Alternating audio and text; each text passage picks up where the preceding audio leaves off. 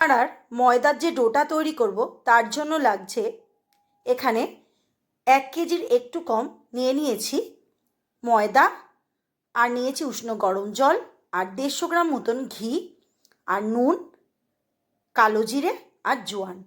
এখানে ঘিয়ের পরিবর্তে কিন্তু ডালডাও ব্যবহার করা যেতে পারে। এখানে রিফাইন তেলের কোনো রকমই ব্যবহার হবে না, তাহলে কিন্তু সিঙ্গাড়াটা খাস্তে হবে না। ভালো করে মেখে নিয়েছি, খুব নরম করে মাখতে হবে না। এবার 30 মিনিট চাপা দিয়ে রেখে দেবো।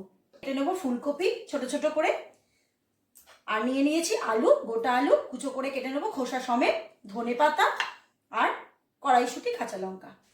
তারপরে বানিয়ে নিয়েছি পুরটা সম্পূর্ণ রেডি করেছি। ছোট ছোট কুচো আলু, কড়াইশুঁটি, ধনে পাতা আর সম্পূর্ণ জল ছাড়া, আর সমস্ত রকম মশলা দিয়ে অ্যাড করে দিয়েছি এর মধ্যে।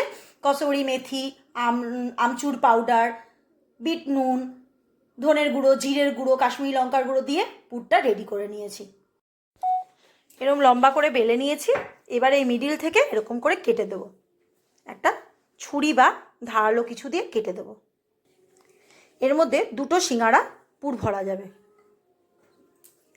এইবার এর এক পাশে এরকম একটু জল লাগিয়ে নেব, নিয়ে এরকম করে ঠিক উল্টে দেব, দিয়ে এরকম চেপে দেব।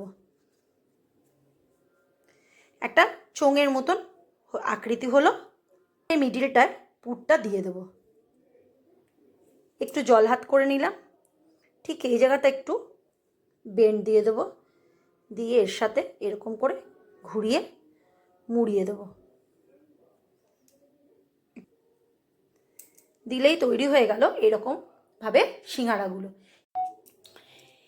এইরকমভাবে একে একে সিঙ্গাড়ার সমস্ত শেপ দেওয়া হয়ে গেছে। এইবার খুব সামান্য গরম তেলের মধ্যে দিয়ে দেব, দিয়ে ভেজে নেব। ওকে হালকা গরম তেলে ছেড়ে দিয়েছি, আর ধিমে আঁচেতে এরকমভাবে ভেজে নেব। কলকাতার মিষ্টির দোকানের এই রকম খাস্তা খাস্তা চাটনি দিয়ে সিঙ্গাড়া খেতে হলে এই ভিডিওটি স্কিপ না করে